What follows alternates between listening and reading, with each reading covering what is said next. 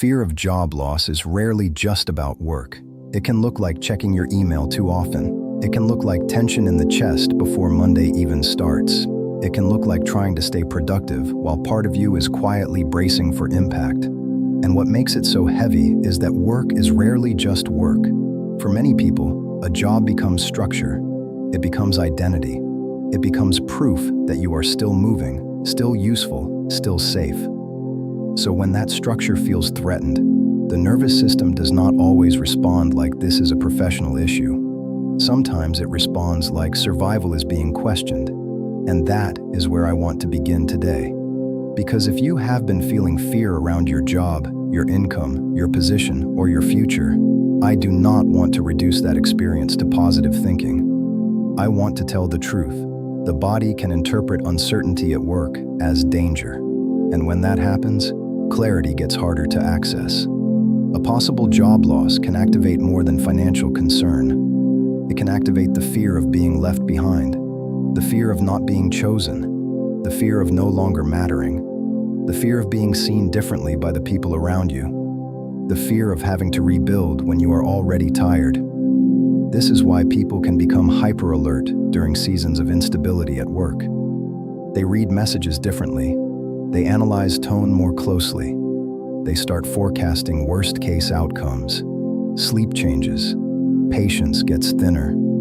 Small things feel bigger. Not because they are weak, because the system is trying to protect them. When the future feels shaky, the body often starts conserving, scanning, tightening, and preparing. Even before anything has actually happened, there is also another layer here. Job loss, fear often touches identity.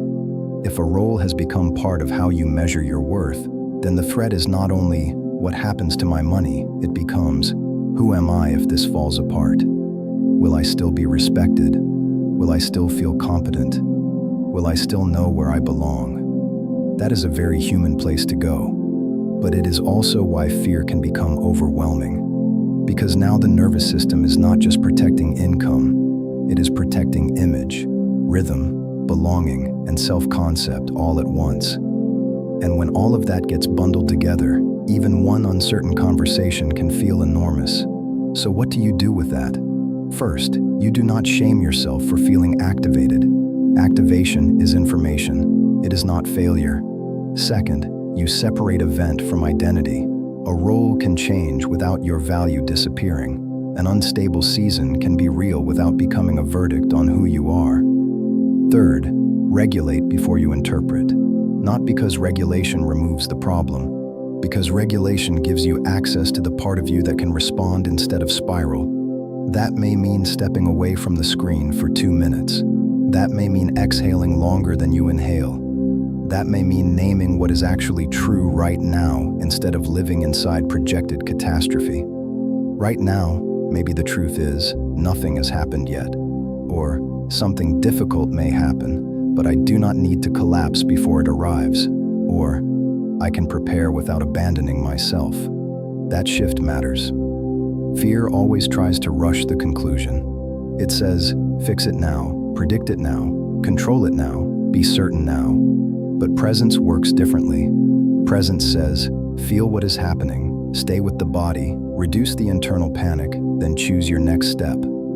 That next step may be practical. Update your resume, reconnect with your network, review your finances, tighten what needs tightening, ask clearer questions, make a plan. But notice the order. Not panic first and plan second. Regulate first, then decide. Because a dysregulated system often reaches for extremes.